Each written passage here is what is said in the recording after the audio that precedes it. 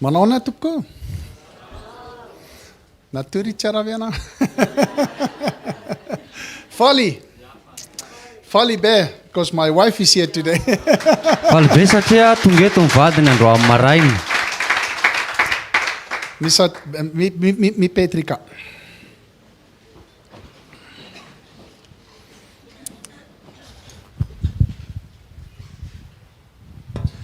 In the last couple of days, we were talking a lot about us changing because of the renewing of our minds. Tao anatin'ny andro vitsivitsy dia niresaka foantsika momba fanovana fomba fisainana. Today we want to go from there and we want to go forward. Dia androantsika eo anatin'izay ihany fa andeha androso ihany tsika eo anatin'izay. And many times that process starts by really to understand who God is. Dia izay dingan'izay dia ny fahafantarana hoe iza marina Andriamanitra. Because if we know who God is, Satria raha fantatsika hoe iza Andriamanitra, it builds trust. dia manangana fatikina ao anatintsika izany. And God is God. Andriamanitra foana. And as we said, one of the mornings was John 3:30, more of him, less of us. Dia tahaka an'ilay lazaintsika indray maraina iny hoe Jaona 3:4 hoe momba azy tsy maintsy mitombo fa ny antsika tsy maintsy mihena. So our topic today is God Almighty. Dia ny lohahevitra hoentsika androany dia hoe Andriamanitra Tsitoha. And we're going to start to read in the book of Matthew. Dia hanomboka maki tsika ao amin'ny bokin'ny Matio. One of my favorite books, and we go to Matthew 7. Matio 7.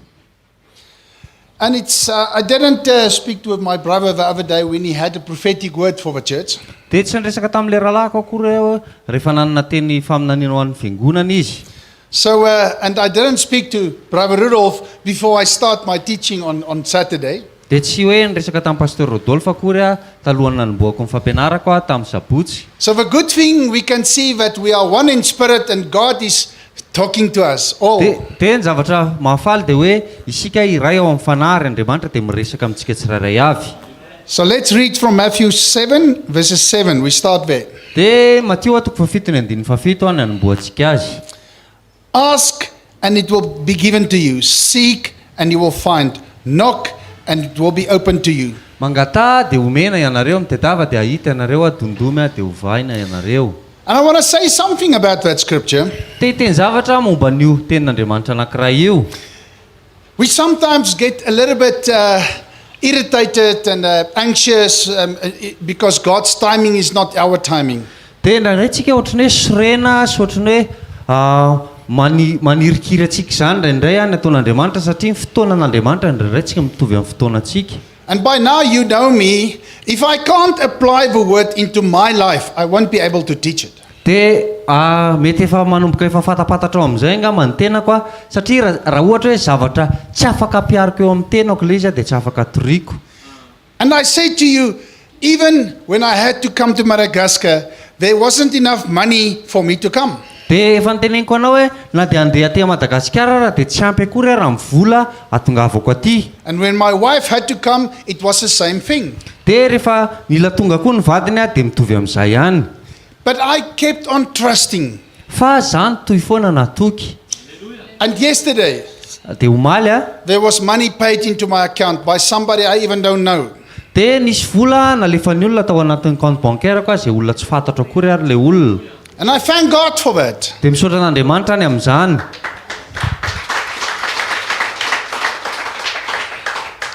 So bank on this word. Ask and it will be given to you. Seek and you will find. Knock and it will be opened by God. Dia raha ohatra hoe ten'Andriamanitra ity ny alaitsika dia hoe raha mandondona ianao dia voaina, raha mitady ianao dia mahita, raha mangataka ianao dia omen'Andriamanitra. Verses 8, for everyone who asks receives, and the one who seeks finds, and to the one who knocks it will be open. Fa izay rehetra mangataka no mahazo ary izay mitady no mahita ary izay mandondona no voaina. That must give you a lot of peace in your heart. Zany dia tokony amin'ny fiadanana lehibe ao anatin'ny fonao.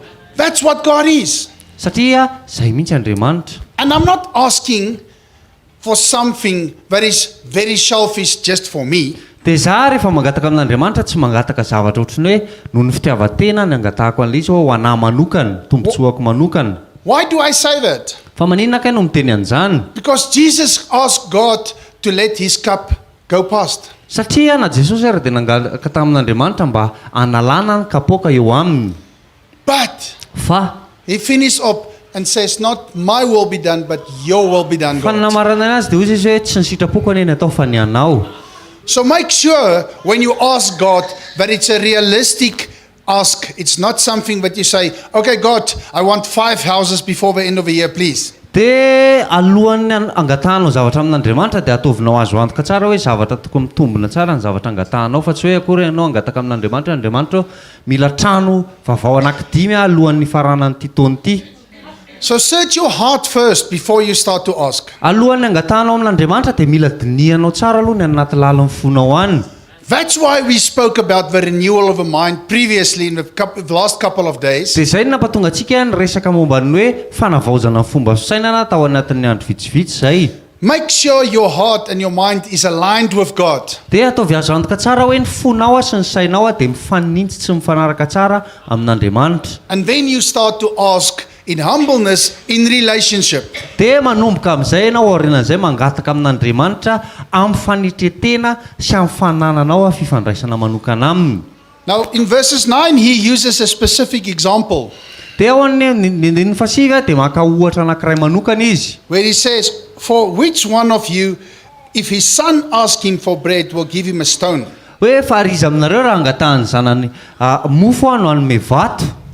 So he is using an example in the relationship. Dia izy mangataka mampiasa ohatra ao anatin'ny fifandraisana. Like brother Hutch, Ohatra hoe tahaka ny rahalahy haja ohatra. if David asks you for a bread, will you give him a stone? Dia ohatra hoe Davida zao mangataka mofo dia omenao vato ve? He immediately says no. Dia tonga dia eo ihany izy dia mamaly hoe tsia. Now let's listen to God's answer. Mba ino kely nge valitenin'Andriamanitra Or if he asks for a fish, you will give him a serpent. hoe raha mangataka trondro aminao ve ny zanakao dia bibilava no omenao azy. Now listen in verses 11.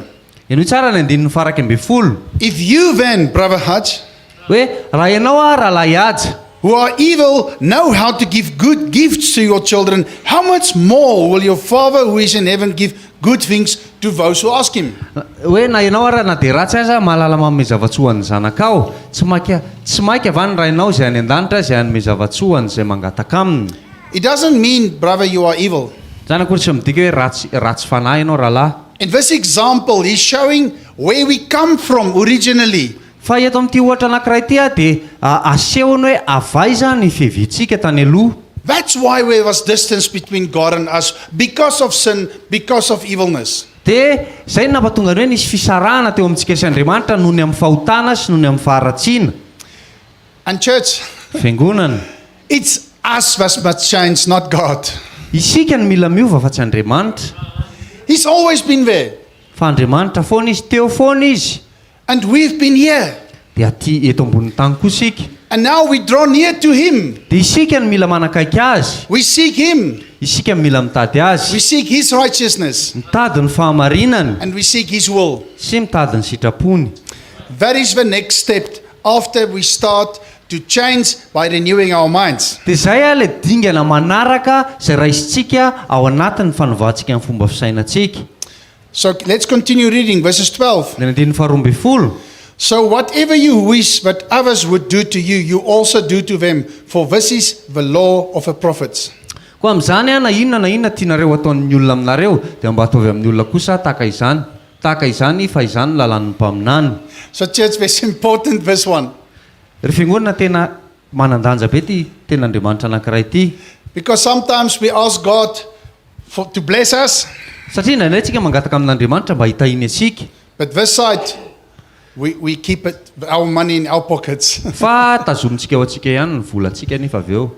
So yeah, God is again saying, Dia eto indray Andriamanitra dia miteny. whatever you want me to do to you, you do to others first. Hoy izy Andriamanitra hoe ninona zavatra tianao ataoko aminao dia ataovy amin'ny hafa aloha. It's always like that. Ohatr'izay foana le izy. In James 4 verses 8, he says, draw near to me and I'll draw near to you. ao amin'ny Jakoba toko fahaefatra ny andininy fahavalo dia milaza izy hoe manakaiky za dia anakaiky anareo aho. So la famille, Iankonana to draw near to God, hoe manakaiky an'Andriamanitra zany he's waiting for you. dia miandry anao le izy. You must make the first move. Ianao any mila manapa-kevitra manao ny premier pas. You must give a first step. Ianao any manao ny premier pas voalohany, dingana voalohany. He's done everything through Jesus on the cross. Efa nataony daholo ny zavatra rehetra tamin'ny alalan'i Jesosy Kristy teo amin'ny hazofijaliana. And Jesus went to God. Dia Jesosy nakany amin'Andriamanitra. His assignment was finished. Ny asa fanompony tety ambony tany efa vita. And that's why in John 16 verse 7 he says, it's better for me to go. Zay mampatonga anazy amin'ny Jona toko 2:7 miteny tsaratsara kokoa any mandeha. So I can send the helper, the Holy Spirit to you. Mba ahafahako mandefa ny mpanampy dia ny fanahy masina ho anareo. So the one that's with us and even in us is the Holy Spirit. Dia le miaraka amintsika sy ao anatintsika dia ny fanahy masina.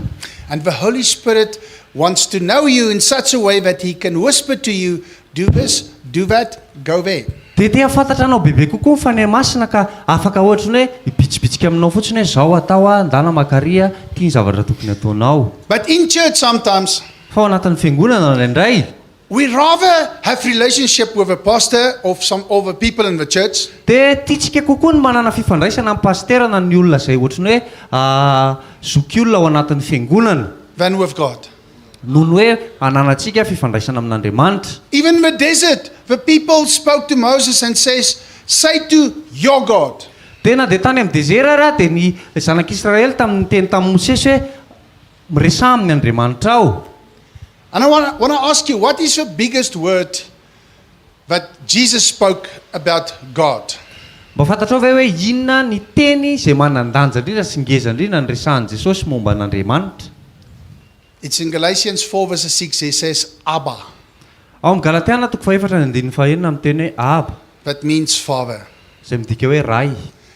That's why he says, if Brother Hutch will give his children the best he can, what do you think about God? Hoy izy hoe raha ohatra hoe rahalahy Haja miezaka manome zavatra tsara indrindra ho an'ny zanany dia mba ohatrany ahoana ny fieritreretanao an'Andriamanitra? So I trust. Za matoky. When I go through trouble sometimes, Rehefa mandalo ady sarotra indraindray, like when I came here, rehefa talohany natongavako taty ohatra, I was crying, I was a bit anxious, I was a bit worried. I'm being honest. dia te ho tsotra amintsika satria talohan'izay tena niaya natahotra sy ny sisa nitomany mihitsy aza. I keep on giving it to my Father, Dia naveriko tany amin'Andriamanitra foana ilay izy Andriamanitra raiko. and if I think again, it's with me again. Dia raha ohatra miverina mieritreritra indray dia miaraka amiko indray ilay izy avy eo. Then I give it back to him, Dia averiko any aminy indray. but before I reach the airport, it's back with me. Dia talohany natongavako tany amin'ny aéroport dia miverina taty amiko indray ilay eritreritra. And church, I want to say something to you. Fiangonana teteny zavatra aminao ah. The moment me and my wife come in agreement that she's coming, Dia tamin'ny fotoana izay ny fanekena naisy ny vadiko hoe ho avy izy. God was waiting for that. Dia Andriamanitra niandry an'izay fotsiny. Then he released the floodgates. Dia izy nanokatra ny varavaran'ny lanitra, nanokatra ny fitahiana. So I want you to go home and think about this Matthew 7. When God says, if you knock, I will open. Dia tiako ianao rehefa mody any an-trano dia isaintsaina momba ny Mateo 7 hoe ny 7 hoe rehefa mandondona ianao dia vohain'Andriamanitra. If you seek, you will find. Raha mitady anazy ianao dia ahita. And if you ask, I will give. Raha ohatra mangataka ianao dia omena. That is God. Zay Andriamanitra. That is Abba the Father. Zay Abba ray. And he's there. And he's been the same yesterday, today and tomorrow. He will not ever change. Tena teo foana izy ary izy tsy miova omaly isan'io ary mandrakizay tovy foana izy tsy miova mandrakizay. And then there's a scripture that Brendan gave, verses 13. Enter the narrow gate, for the gate is wide and the way easy, but leads to destruction, and those who enter it are many. Ny 17 midira amin'ny vavahady ety ianareo fa lehibe ny vavahady ary malalaka ny lalina izay mankany amin'ny fahaverezana ka maro ny miditra any. The gate, verses 14. The gate is narrow and the way is hard that leads to life, and those who find it are few. Ny 14 fa ety ny vavahady ary tery ny lalina izay mankany amin'ny fiainana ka vitsy ny mahita azy. So, love for me, Riankonana, please mba miangavy we must make sure mila azontsika antoka tsara that we go together. hoe miaraka isika We support each other. hoe mifanohana isika I'm not standing here in front to preach to you. za kory tsy mijora aty anoloana hoe hitory aminao I'm standing here in front to encourage you, fa mijora aty anoloana ampahery anao to talk to myself, miresaka amin'ny tena koa rehefa miteny so that we all get closer to God, nearer to God. mba hahafahantsika rehetra manantona sy manakaiky bebe kokoa an'Andriamanitra So that one day when Jesus comes on the cloud, ary indray andro rehefa ho avy eny amin'ny raonlanitra Jesosy that you will go through his list and says, Mindert, yes, welcome, you're welcome, come inside. dia hoe hijery ny listana izy dia hoe Mindert tonga avy midira ingeny ianao aty anatiny Oh, Michael, no, I don't see his name here. It's in the Bible. You should go to the Revelation. any amin'ny bokin'ny apokalipsy misy ny anarako azadiny Let's go to Galatians 6 Galatiana toko fahenina to say if we go together. hoe miaraka isika mandeha Galatians 6 verses 1. Galatiana toko fahenina ny andininy voalohany You remember I told you a story about Wouter, tadidinao le tantaran'ny Wouter and we had that breakfast together, and Wouter was crying. You remember that story? tadidinao le hoe niaraka ny sakafo maraina zay dia nitomany izy And let's go and read in Galatians 6 Galatiana toko fahenina ny andininy voalohany verses 1. ny andininy voalohany Brothers, if anyone is caught in any transgression, you who are spiritual should restore him in a spirit of gentleness. ry rahalahy raha misy olona azony ota tsy nahy azolony tanana amin'izay fahadisoana azy dia tsanganareo izany manana ny fanahy famoronany fahamorana izy So he's encouraging us. izy zany mampahery atsika If you see your brother is going astray, hoe raha mahita ny rahalahinao ianao miala amin'ny lalana tokony ho izy you should go in the spirit of gentleness. dia ianao mila mandeha amin'ny fanahy amin'ny famorana Can I say, church, what you do not do? mba afaka teneniko anao ve ry fiangonana hoe inona ny zavatra tsy tokony inona ny zavatra tsy ataonao hoe lasa ianao amin'ny fosafosa Because we tend to do it. satria tsika dia alay-panahy foana hifosa We tend to speak about somebody else's sin. dia tsika ohatrany hoe mahafinaritra atsika indraindray no miresaka momba ny fahotaniny hafa It doesn't change him.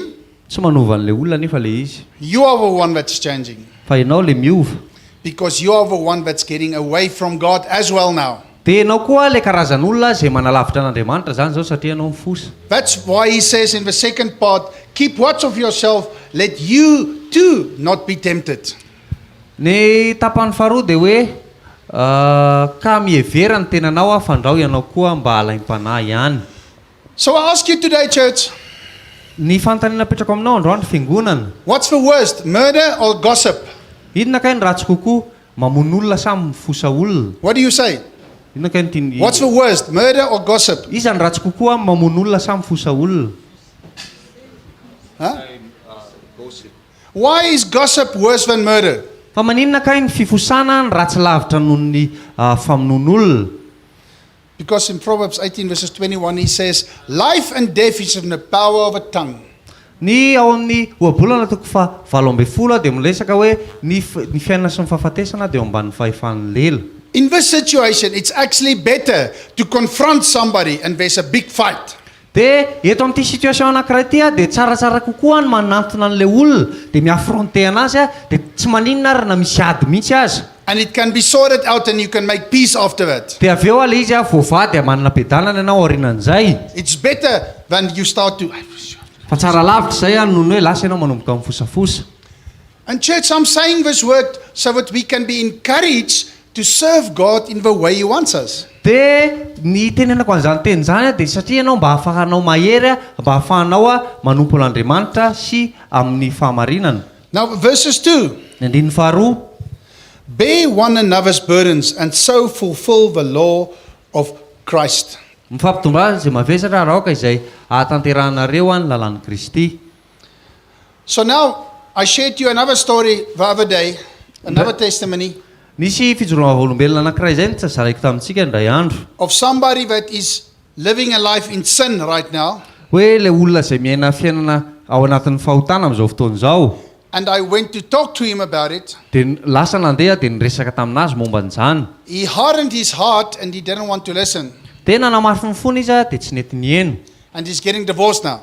Dia zao izy zao misarabady. I spoke to that man yesterday. Dia niresaka tamin'izay lehilahy zay omaly. And he said to me, I'm sorry, man, that I said to my wife that you have your blessing over this divorce. Dia mialatsiny aminao ary manderta fa zany teny tamin'ilay vadiko hoe ianao nitahan'ity divorce ataonay fisaraham-bady ity. Ohatran'ny hoe akasitrahany zany le divorce. And I said to him, I will never, ever give my blessing over divorce. Hoy izy taminazy hoe za tsy amin'ny fitahiko zany ho ana fisaraham-panambadiana zany mihitsy na oviana na oviana. That is the truth. Zay ny fahamarinana. I don't want to lose your friendship. Hoy izy hoe tsy te overy tsy te overy namanao I don't want to lose you as my brother. Tsy te overy hoe rahalahiko ianao. But me and my wife, we will keep on praying for you. Fa zay sy ny vadiko dia hivavaka ho anao. If you need a shoulder or need an ear, we are there for you. Raha ohatra hoe mila soroka ianao na mila sofina dia eo zay ho anao. And may God bless you in your decisions. Dia hoy izy hoe aoka ianao ho tahin'Andriamanitra ny fanapa-kevitra zay raisinao. So church, one thing we cannot do, even me and my wife now, Dia fantatrao ny fiangonana ny zavatra anankiray tsy afaka ataontsika na dia za sy ny vadiko raha amin'izao fotoana izao. is to gossip about him. Dia hoe lasa izany dia hifosa momba azy. We should rather fast and pray for him, Fa tsaratsara kokoa raha hoe lasa izay mifadianana sy mivavaka ho azy. to carry that burden for him. Mba hitondra an'izay mavesatra izay ho anazy. I don't want to reject him and he lose maybe his last friend also that gives spiritual influence. Dia za tsy te ohatrany hoe hanilikilika anazy ka mety hoe zany namany farany sisa na ny olona manana ohatrany hoe fetraikany ara-panahy eo amin'ny fiainany. And I spoke to his wife a couple of days ago, Dia niresaka tamin'ny vadiny andro vitsivitsy lasa izay. and she was fighting with me because I'm his friend and I'm a pastor. Dia niady tamiko ilay vadiny satria hoe za naman'le lehilahy nefa za koa pastera. After 1 hour in conversation with her, Taoriana ny adiny ray ndresahana taminy.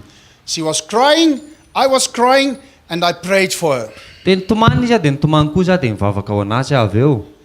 Church, I'm telling you this because life happens in our lives every day. Dia tiako tenenanao ry fiangonana ny antony tenenako an'izany dia zao satria ny fiainana dia mitranga eo amin'ny andavanandrontsika. It can happen to me, Afaka mitranga amiko izany. it can happen to you. Afaka mitranga aminao. So sometimes I need you, Indraindray mila anao. and sometimes you need me. Indraindray ianao mila. But church, as we said the last couple of days, Tahaka an'izay niresakintsika tao anatin'ny andro vitsivitsy izay. we can only serve God in spirit and in truth. Afaka manompo an'Andriamanitra tsika ny fomba tokana afaka nipotsika an'Andriamanitra dia amin'ny fanahy sy ny fahamarinana ihany. So I spoke truth to that man and I spoke truth to his wife. Dia nitononoko tamin'ilay lehilahy ny fahamarinana dia nitononoko tamin'ilay vadiny ihany koa ny fahamarinana. Amen? Amen. And we keep on praying so that even that marriage could resolve in a good ending.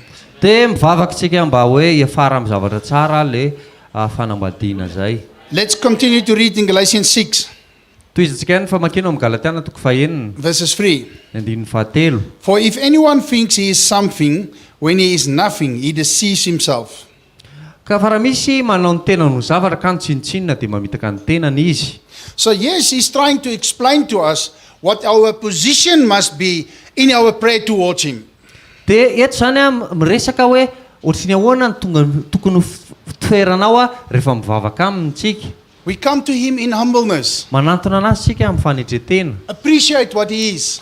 Makasitraka tsika ny amin'ny momba azy. Even Jesus Na Jesosy aza had so much respect for his father, tena nanana fanajana feno ho an'ny rainy and he came from him. satria izy avy aminy. But sometimes we Fa indraindray tsika become a little bit arrogant, indraindray tsika ohatry mirehare zany and we expect tonight I want to pray, tomorrow I want to see the results. hoe androany alina mivavaka dia rapitso maraina mila mahita vokatra. Church, Fiangonana we should not be like that. tsy tokony ohatran'izany sika. I'm here today to encourage you to stay humble and to have patience. Eto te hampahery anao mba hampatonga anao hanitry tena foana sy hanana faharetana. Verses 4, for let each one test his own work, and then his reason to boast will be in himself alone and not in his neighbor. fa aoka ny olona rehetra samy izany toetra sy ny asany avy dia samy anana hafaliana ny amin'ny tenany ihany izy fa tsy amin'ny olo-kafa. So we should continue to press in to make sure that we are in every situation that we are in the righteousness of God.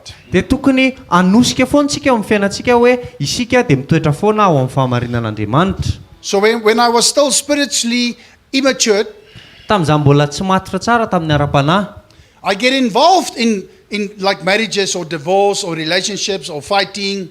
za dia ohatrany hoe mpandray anjara, ohatrany hoe raha misy misaraka dia aprisihako, raha misy ady dia za vonona foana ny ady, zavatra ohatr'izany. And at the end of the day, I'm trying my best, but at the end of the day, the parties are very angry at me, both of them. Dia tena miezaka ohatrany hoe miezaka mameno tsara indrindra ty aminahy fa rehefa tapitra rehefa any amin'ny fifaran'ilay izy amin'izay dia le olona anankiroa indray nitezitra amiko. And as I said to my friend and his wife yesterday, there's no right in wrong from my side.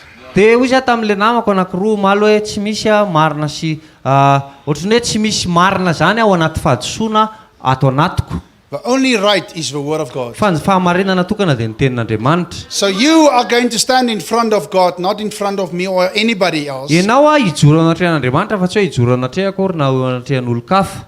So go and search your heart. Lany ianao aloha dinio tsara ny fonao. Go and search your motive. Jereo tsara ny zavatra manosika anao anao zavatra. And you sort it out with God. Dia ianao vahanao ilay izy miaraka amin'Andriamanitra. And that's your purpose in that situation, to be an instrument in God's hands to bring the word still. Dia izay any antom-pisianao amin'izay fotoan'izay hoe mitondra ny tenin'Andriamanitra ao anatina situation anankiray dia mampiditra ny tenin'Andriamanitra ao anatin'ny situation anankiray. Verse 7, do not be deceived. God is not mocked, for whatever one sows, that he will also reap. Andiny fafito aza mety ho fitahina anareo fa izay afafan'ny olona ihany no jinjainy. In verses 8, for the one who sows in his own flesh will from the flesh reap corruption, but the one who sows from the Spirit will reap eternal life. Fa izay mamafa ho an'ny nofony dia hinjija fahasimbana avy amin'ny nofo, ary izay mamafa ho amin'ny fanahy dia hitsinja fiainana mandrakizay avy amin'ny fanahy. So La famille, Rankonana. can you understand? We read Matthew 7, Azonao tsara ve hoe teo tsika namaky ny Matio 7 that said, seek and you will find, hoe tedava dia hahita ianao, ask and it will be given. mangatà dia omena. And here God's answer you. Dia eto Andriamanitra mamaly anao. He says, before I give to you, Hoy izy alohan'ny amezako anao. I want you to look into your own life, which we did the last couple of days. Dia hoy izy hoe tiako aloha ianao hijery manokana amin'ny fiainanao izay nataontsika tao anatin'ny andro vitsivitsy izay. Sometimes you see a board next to the road. Indraindray ianao mahita ohatrany hoe carton anankiray na plaque anankiray eny akaikin'ny lalana eny. It says work in progress. Hoe mbola ohatrany hoe chantier, mbola ohatrany hoe manamboatra lalana ireny. Or a building is busy finishing. You can see the building, but it's not yet finished. Ohatrany hoe mahita trano ianao mbola tsy vita, fa hitanao fotsiny le trano hoe eo fa mbola tsy vita le izy ao anatiny. We should wear one of those. Dia tsika mila ohatrany hoe miakanjo an'izay zavatra izay. But say, I don't have all the answers yet, brother. Hoe tsy mbola manana ny valiteny rehetra rahalahy. But I know the man who has all the answers. Fa za mahafantatra an'ilay olona, mahafantatra ny valim-panontaniana rehetra. So let's pray together. Dia ndao tsika hiaraka hivavaka. And you pray and say in James 1 verses 5, God says, if you seek wisdom, ask it from me, I will give it to you. Dia mivavaka ianao amin'ny Jakoba 1:5 raha mitady fahendrena ianao dia mangata amiko dia omeko anao zany. My wife used to say, but Maynard, I don't know the Bible as well as you. So when I speak to people in the restaurant and they ask me something, I don't know the answer of the scripture. Dia hoy izy mivadiny aminazy hoe Mainderta za tsy mahafantatra ny tenin'Andriamanitra mihoatra noho ny fahafantaranao tenin'Andriamanitra dia raha misy olona zao any amin'ny restaurant manontany zavatra amiko hoe momba ny tenin'Andriamanitra dia tsy hitako hoe inona ny valiana azy. So she was the work in progress, you understand? Izy zao le hoe asa mbola ao am-panaovana asa mihitsy. I said to her, Zao no lazaiko azy. tell that lady or that man, excuse me, I'm just going to the toilet quickly. Dia temy fotsiny ianao hoe azafady andeha ho any amin'ny toilette vetivety fotsiny aho. Then you phone me or you give me a message and I will give you the scripture or the answer. Dia atsoy dia andefasy message dia alefako aty aminao ny alefako any aminao ny valim-panontaniana na le tenin'Andriamanitra izay tadiavinao. That was long time ago. Zany tena taona maro lasa zay. And also my son, he came to me, he says, Papa, I love you more than Jesus. Is it okay? Dia nisy Ny zanany lahy miteny aminazy hoe dada za ty anao mihoatra noho ny fitiavako an Jesosy, mety ve zany? My answer was, Ruben, for now it's okay, for now. Dia hoy izy taminy hoe ny amin'izao aloha mbola tsy maninona. Because right now I'm a big instrument in your life until a certain time. Dia hoy izy hoe zao aloha mbola fitaovana ohatrany hoe fitaovana ngeza be eo amin'ny fiainanao mandra-pahatonga ny fotoana anankiray. And church, it's biblical. Ry fiangonana ara-baiboly zany. Let's turn one page back, Galatians 3. Iodina kely fotsiny antsika Galatiana 3. God says, I just want to go to the right scripture there. Verses 22, 23. Galatiana 3:7.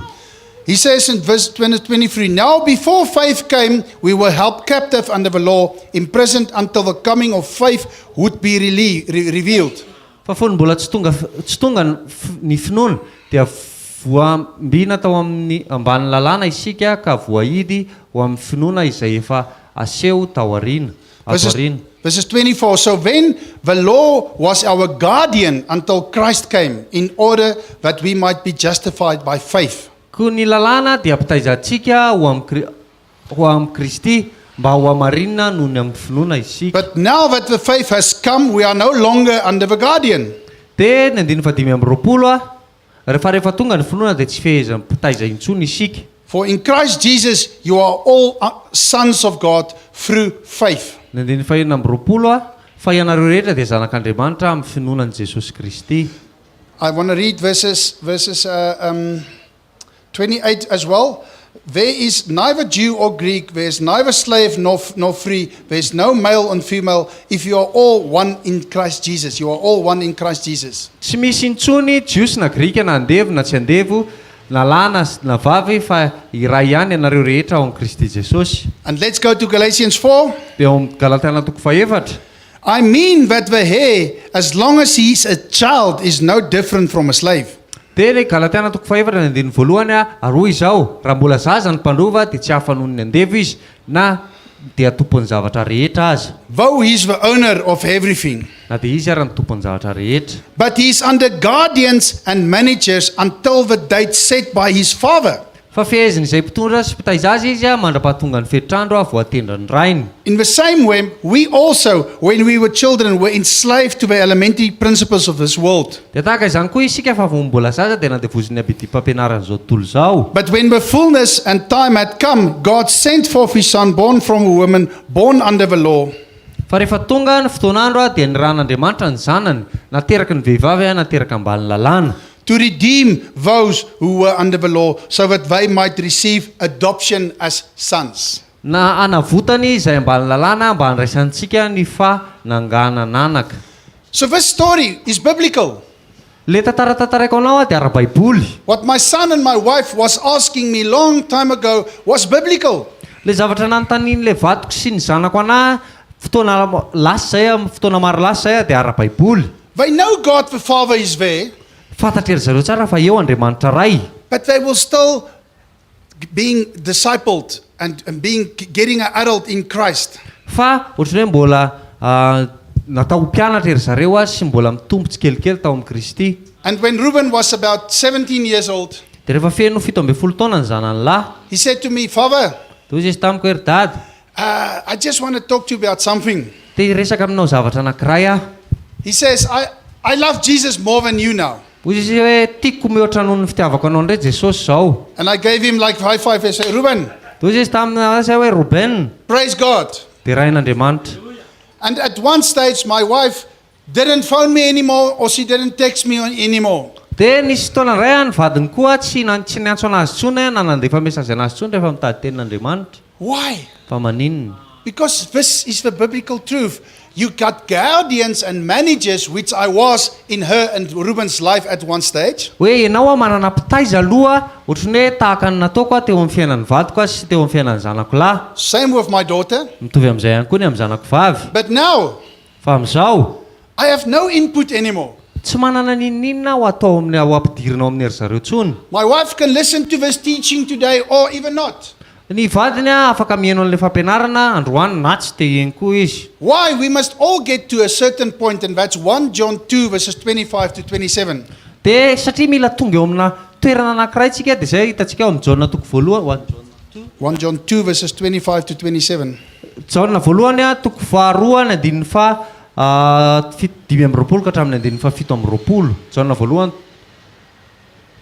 toko faharoa ny andininy fa 5:20 ka hatramin'ny andininy fa 7:20. And this is the promise that he made to us, eternal life. Dia izao fampanantenana izay nataony tamintsika izay miantoka ny fiainana mandrakizay. I write these things, verses 26, to you about those who are trying to deceive you.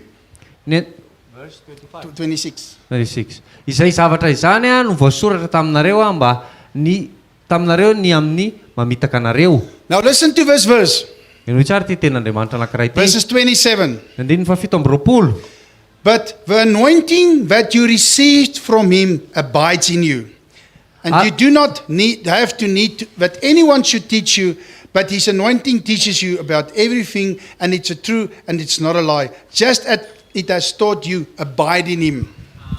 Ary anareo dia ilay ositra noraisinareo taminy no mitoetra aminareo, ka tsy mila ampianarin'olona ianareo fa satria ny ositra avy aminy no mampianatra anareo ny zavatra rehetra, sady marina fa tsy lainga izany, dia tomera ao aminy ianareo araka ny nampianarana anareo.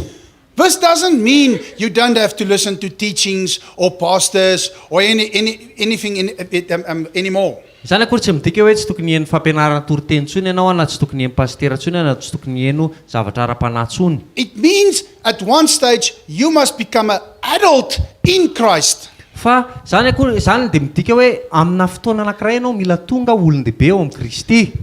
The question I want to ask, fanontaniana tiako apetraka dia izao. how long was Paul in prison? Afrina kainona tany am-ponjan'ny Paoly? Who knows? Iza no mahafantatra? Who knows how many years? Iza mahafantatra hoe firy taona? She says maybe 7. Mety hoe 7 taona. It's not written, but it's long. It's very, very long. Tsy voasoratra ao anaty tenin'Andriamanitra ilay izy fa tena lava be. And while he was in prison, Fa tamin'izy tany am-ponja, he couldn't listen to worship. izy sy naheno olona hoe nanao fiankofana manokana, He didn't watch TV. sy nalasa nijery tele akory He izy, didn't go to church. sy nandeha tany am-piangonana. He didn't get any teaching. Tsy hoe nahazo fampianarana manokana tao am-ponja. The only thing he had was the Spirit of God inside of him. Fa ny zavatra tokana ananana dia ny fanahin'Andriamanitra izay nitoetra tao anatiny. And that's why he started to write. Izay no nampatonga anazy nanomboka nanoratra. Because if you serve, you also grow. Satria ianao rehefa manompo dia mitombo ihany koa. When you give, you grow.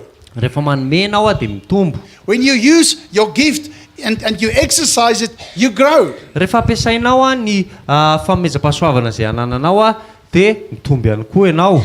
You understand that, church? Azonao ve izany ny fiangonana? Let's go to Hebrews 10, verses 19. Jerentsika eo amin'ny Hebreo toko 10 ny andininy 7:20. How does our time look? Because we started later today.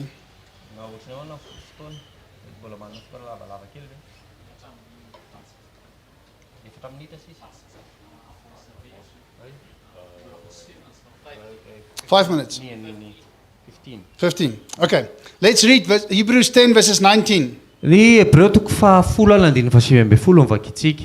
So now we have read a couple of things, and now we are confident that we can get close to God. Dia efa namaky tenin'Andriamanitra vitsivitsy teo tsika dia afaka manantoka izany tsika hoe efa manakaiky an'Andriamanitra. Therefore, brothers, since we have confidence to enter the holy places by the blood of Jesus, Koa amin'izany rahalahy satria manana fahatokina hiditra ao amin'ny fitoerana masina isika noho ny amin'ny ran'ny Jesosy. by the new and living way that he opened for us through the curtain that is through his flesh.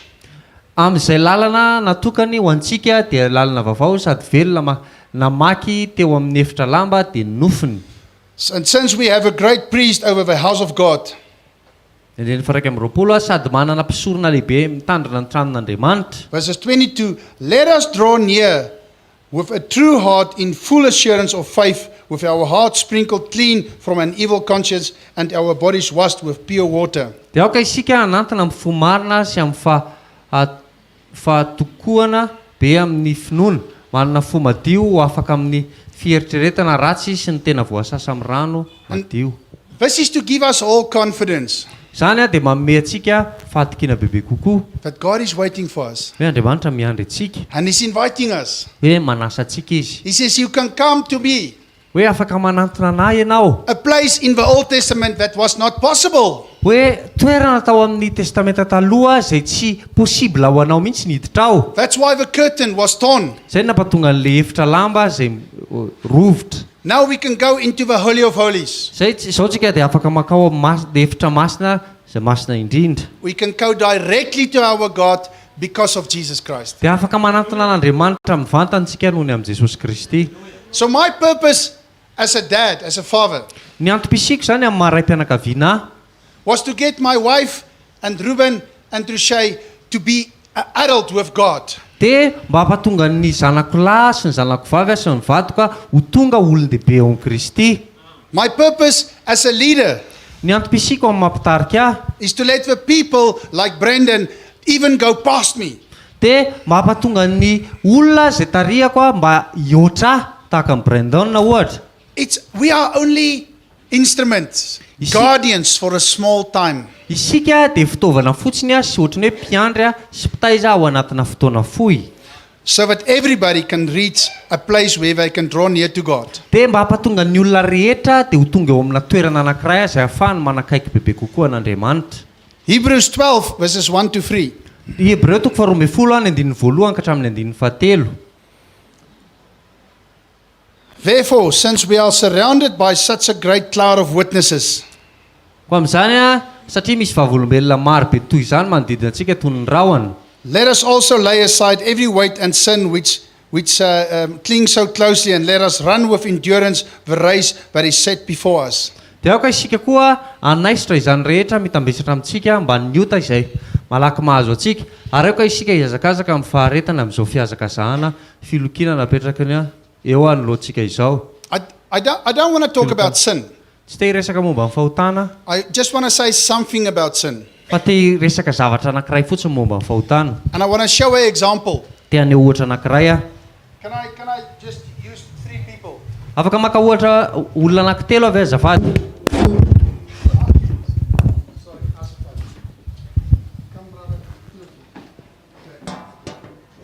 So, these 3 people, Reto olona anankitelo reto zao. these 3 people will represent, he will represent alcohol, he will represent gambling, and he will represent prostitution. Dia ty anankiray ty i Brandon izy fisotroana ny toka, Pasteur Yaja And you can stand up. filokana dia izy fitadiavana fahafinaretana ny ivelany. And that man represents, you see, he's got 3 on he's represent Father, Son, and Holy Spirit. Dia izy satria izy numéro 3 eo amin'ny tratrany io dia izy zany ray zanaka afany Staan masina. jy so naby aan die einde? You can stand in the middle. And you can stand here. Yeah.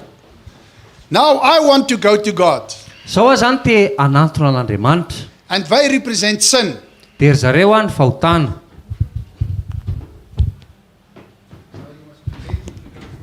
Dia mila sakananareo izy hoe tsy tonga any satria izy te ho any.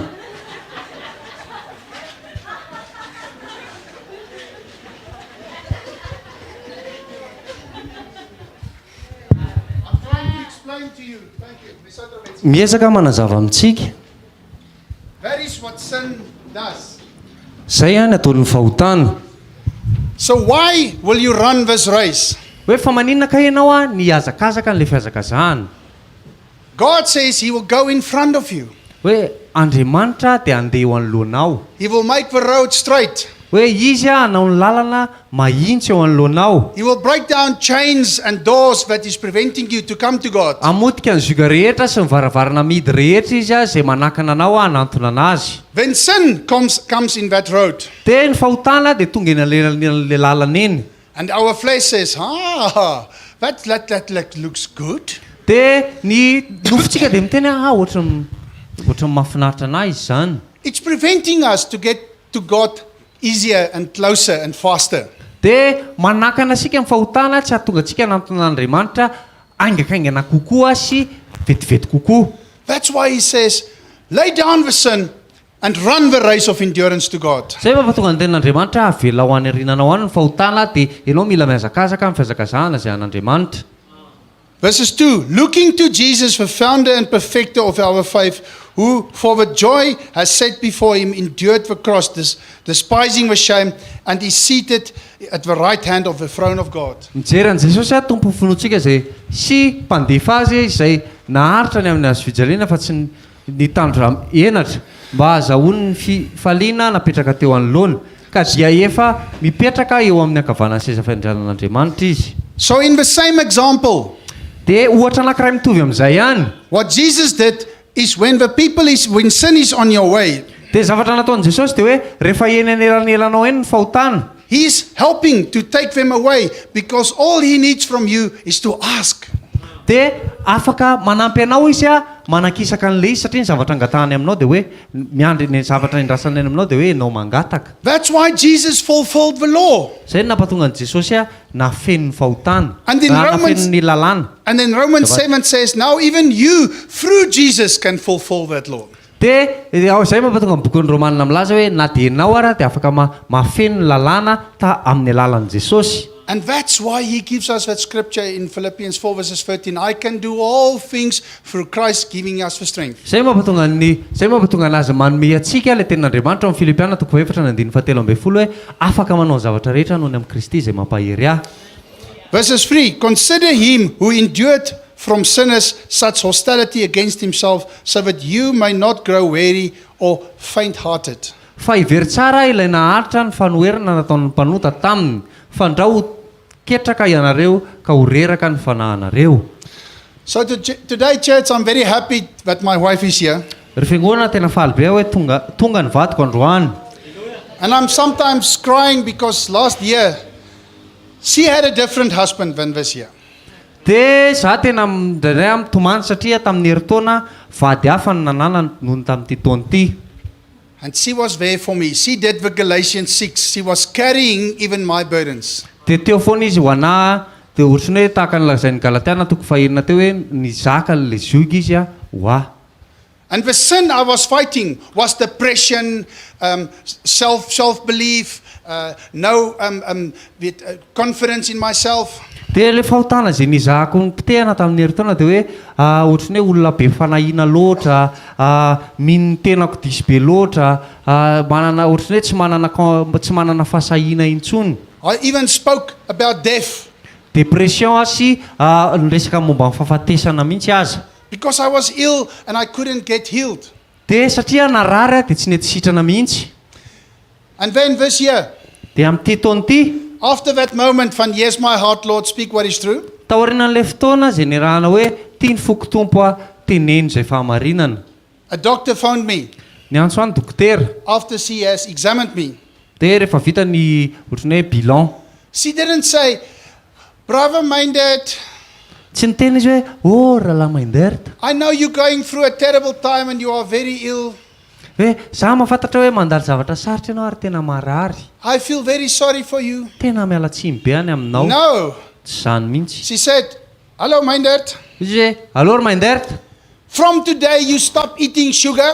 manomboka androany ianao ajanony ny finanana siramamy. And in my mind it was running donuts, chocolate, sweet, was running like a film inside here. Dia tao anatin'ny lohako tao ohatra nandeha mihitsy ilay film hoe sy zavatra hitako te donaty, chocolat sy ny zavatra mamy rehetra. I could have hardened my heart saying to her, ha, what you talking to me? Dia afaka nanamafy mifoka dia niteny taminy hoe inona indray zany zavatra teneninao ana zany.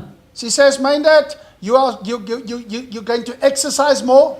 Dia izy indray tamiko hoe mainderta mila manao fanatanjahantena bebe kokoa ianao mihoatra noho ny taloha. Minded, you're going to stop drinking cool drink. Mainderta mila ajanonao fisotroana jus star ohatra izy aty amintsika. You can have limited of no sugar, limited amount. Dia na dia misy an'ilay jus reny raha hoe tsisy siramamy dia kely fotsiny ny azo sotronao. You're going to drink much more water. Dia rano no sotronao bebe kokoa. And I put down the phone. Dia napetrako ilay telefona. And I was thinking, if it was last year, it was like a death sentence. Dia ozy ohatrany hoe nandinika kely dia ozy raha tamin'ny herintaona ny teneniny an'izany dia ohatrany hoe olona ho faty zany ny resahana. But the Father we serve was gentle with me. fa le Andriamanitra raha izay topotsika dia ohatrany hoe tena mora izy tamiko. He says, Mindert, Hoy izy hoe Mainderta, I'm saving your life za te hamonjy ny fiainanao through that call, through that doctor. amin'ny alalan'izay antsony dokotera zay. And it's been now more than 4 months, Miranda. Dia nandritra ny 4 bolana zay, mihoatra noho ny 4 bolana. No chocolate, Tsy mihinana no chocolat, donut, tsy mihinana no donut, cook sisters, no milk tsy tart. mihinana mofo tantely, tsy mihinana zavatra mamy reny intsony. And praise God, Dia mideran'Andriamanitra, since that call, I was never sick again. taorianan'izay antso zay tsy narary tsony aho.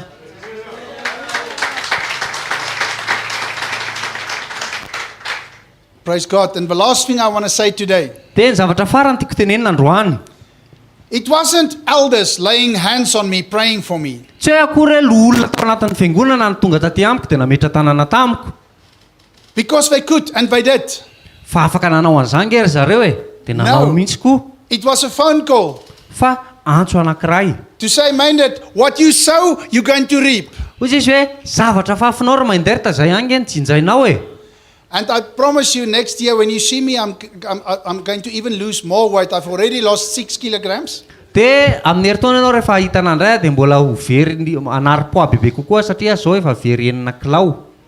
And that's God Zany Andriamanitra helping me, manampy ahy, answering my prayer. mamaly ny vavako izy. Listen to my call. Miantso aho, mamaly aho mihaino aho ny antsoko izy. I was knocking, saying, God, make me healthy, please. Nandondona tamin'Andriamanitra dia teny tamin'Andriamanitra aho ka Andriamanitra ho salama foana. He opened and he answered me. Dia nanokatra ny varavarana izy dia namaly aho. Stop eating sugar, start to exercise, drink more water, and you will be healthy. Dia hoy izy hoe janono ny finanana zavatra misy mamy loatra, sotroa rano bebe kokoa dia ndana manao fanatanjahantena dia amin'izay ianao salama. You understand your part in this? Azonao ve ny andraikitra ao anatin'izay? So we can pray to God to heal us. Afaka mivavaka amin'Andriamanitra ianao hanasitrana anao. But we can also pray in the same situation to say, God, what is your will? And please, that is what the song was all about. Speak to me what is true. Fa afaka mivavaka koa nefa ianao dia manontany an'Andriamanitra hoe inona ka Andriamanitra ny sitraponao anatin'izao zavatra zao dia tahaka an'ilay hira hoe tonoany amiko ny fahamarinana, tenena fahamarinana amiko. You understand your part, church? Azonao ve ny andraikitra tokony ho raisinao ry fiangonana? God will do his part, Andriamanitra anao ny andraiky ny andraiky ny fa ahoana momba anao. and you must do your part. Ianao koa mila mandray ny andraikitra ao. So today is about reacting and acknowledging God. Androany dia momba ny hoe famalinao sy ny fanekenao an'Andriamanitra. A last thing I want to say. Zavatra farany tena farany no teneniko dia zao. You remember Harry that was here that came from Antananarivo? From Nusibe? Tadidinareo ve le hoe hery avy any Nosy be? Now this is a true story. Ty tena tantara marina. My wallet was inside the bag. Ny portefeuille koa dia tao anatin'ilay kitapo. My last money was $100 I had. Dia $100. ny vola farany tao anatin'ny tao anatin'ilay portefeuille dia $100. And God said to me, give it to Harry. Izao ny tenen'Andriamanitra tamiko omeo an'ilay hery ilay izy. I was fighting God, but I've got no money in my account. I must eat. I must pay for fuel. We must go to Majanga. I says, God, I don't know. Dia hoy izy tamin'Andriamanitra hoe za nge tsy manam-bola, tsisy vola ao anaty compteko, tsisy ninninona zay mbola andeha ho amin'ny Majunga, mbola aizy ty inona no hoaniko, inona ny ahoana ny essence sy ny sisa. I was sitting there and I said, God, but he said to me, do you trust me, Minded? Dia mipetraka teo dia hozy tamin'Andriamanitra fa dia ahoana ary ny ataoko, dia hozy izy hoe matoky anah ve ianao ry Mainderta. So I gave it to him and he gave me a lot of peace. Dia nomeko anazy ilay izy dia nanana fiadanana be atao anatin'izay. Nothing happened that day. Nothing happened the next day. Nothing even happened the day after that. Tsy nisy zavatra nitranga tamin'ilay andro nanomezako an'ilay izy tsisy ninina nitranga koa ny pitsinina na ny afaka pitsinina ary tsisy ninina nitranga. I wasn't even thinking about it. Tsy nieritreritra momba an'ilay izy akory aza aho. The Holy Spirit just told me right now, Fa ny fanahy masina ny teny anazy zao, vo zao. Minded, because you sow, I could give to you back.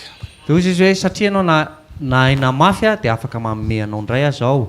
Let's pray. Ao tsika hivavaka. Thank you, Heavenly Father, Saotra Andriamanitra ray, that you're a good Father. satria anao tena Andriamanitra tena tsara. You're an almighty God. Andriamanitra tsy toy ianao. You've always been the same. Teo foana tsy niova mihitsy ianao. You deserve all the glory. Ianao mendrika ny fiderana rehetra, mendrika ny voninahitra rehetra. We don't even deserve everlasting life. Tsy mendrika akory ary zay na dia fiainana mandrakizay aza. But it's the greatest gift that you gave to us, Lord, through Jesus. Fa zany ny fanomezana lehibe izay nomenao anay tamin'ny alalan'i Jesosy. That freely we were justified towards you. Dia namarinana teo anoloanao zay maimaim-poana ny fanamarinana anay. We want to ask you, Lord, help us Dia rehefa mangataka aminao zay Tompo apio zahay. to be instruments in your hands, Mba hahafahanay ho tonga fantsony eo an-tananao. giving wisdom and knowledge and understanding to people. Mba hahafahanay manome fahatakarana, fahalalana sy fahendrena ho an'ny olona. To be obedient when you speak to us. Mba hahatonga anay akatoa rehefa miresaka aminay ianao. To react towards that, Lord, and give whatever you tell me to give. Dia amaly an'izany dia hiezaka foana hoe hanome zay angatahana omena. We know it's not a recipe, Lord. Tsy zay tsy midika hoe recette le izy. We don't now, just because we want to receive, starts to give. Tsy hoe akory hanomesa satria zay te hahazo zavatra. Now we want to give because you ask us to. Fa te hanomesa satria ianao mangataka aminay ny hanomezanay. We want to give as a sacrifice and also to in love. Mba hanoloranay ny tenanay ho fanaritra velona sy ampitiavana. And Lord, we know that you are thankful. You are faithful. Dia Andriamanitra zay mahafantatra hoe ianao mahatoky amin'ny zavatra rehetra. And you want to reward us. Dia ianao te hamaly anay. You want to give that bread and that fish to us, Lord. Ianao te hanome an'le mofo sy le trondro anay Tompo. Help us to serve you even in a better way. Apio zay mba hahafahanay manompo anao amin'ny fomba tsaratsara kokoa aza. Give us the strength we need. Omeo anay ny hery zay ilainay. In Jesus' name. Amin'ny anaran'i Jesosy. Amen. Amen.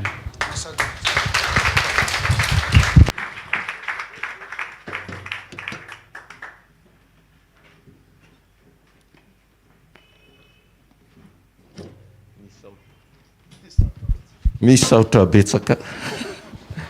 Izany voata tao anatin'ny teny androany. Tiaka mafipetsika ao Jesosy. Nao fanatritsika ao an'Andriamanitra atao vaim-pitiavana.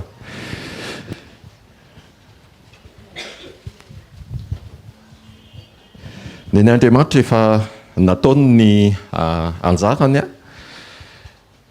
dia manana andrasana aminao ihany koa Andriamanitra. Amen. Mino fa fotoana indray ahitantsika ny lalatsara ka izorantsika ho azontsika ny zavatra rehetra, me manakaika, me manatona, manana fiombonana ary ahita-piombonana amin'Andriamanitra mandrakariva.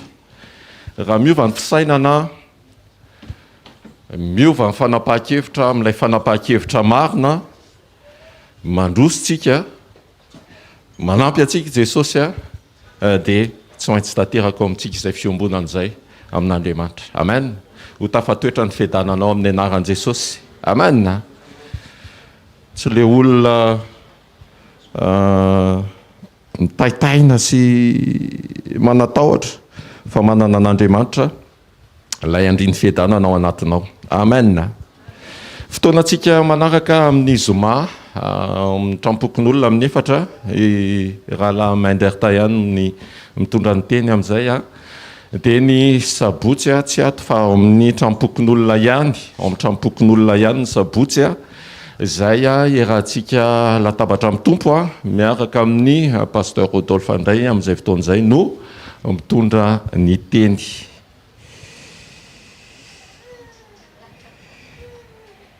May I ask you to bless the people of God, please?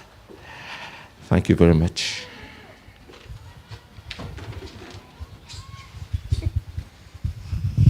Let's stand, let's pray. Can I just say something before I pray? Afaka miteny zavatra ve alohan'ny vavahako? I love you. Tiako be nareo.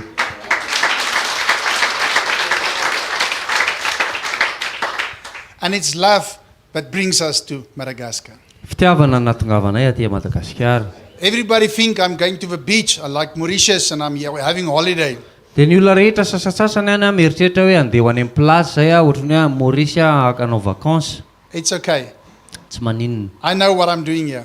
Fantatra tsara hoe inona zavatra ataoko aty. Let's pray. Ataontsika hivavaka. Lord, we ask you that your Holy Spirit will be with us today. tompo ao mangataka izay aho hoe hiaraka aminay mifananao androany And that we start to listen to and react to that. dia mba hahafahanay a mieno an'izany a sy mamaly an'izany Bless us so that we can be a blessing to others. tahio izay mba hahafahanay ho fitahiana ho an'ny hafa Bless us that we can go from here and we can also make disciples of everybody around us. dia tahio izay mba hahafahanay mandeha ihany koa mba hatinaovanay mpianatra ny olona rehetra izay manodidina anay Help us to bear that fruit ampio izay a hitondra an'izany vokatra izany so that that fruit can be attractive to people and they can draw to us. dia mba hahafahan'ny olona mahita an'izany vokatra izany a dia mba ho voasarika ny olona anakaiky anay And we can be instruments to draw near to you. mba hampatonga an'iray a ho fitaovana ampanakakezana ny olona ho anao Thank you, Lord, for everything you do for us. Thank you for what you mean to us. misaotra tompo amin'ny zavatra rehetra ataonao amin'ny fiainanay sy zavatra rehetra izay saintsainao a momba anay And thank you, Lord, that what you started in us, you will finish it, and we know that. dia misaotra izay satria mahafantatra hoe zavatra rehetra izay natomboka eo amin'ny fiainanay a dia vitanao izany Bless our families. tahio a ny ankonanay Bless our health. tahio a ny fahasalamanay Bless our finances. tahio a ny arabolanay Bless our decisions. tahio a ny fanapa-kevitra izay raisinay In Jesus' name we amin'ny pray. anaran'i jesosy ny ivavahanay a Amen. amen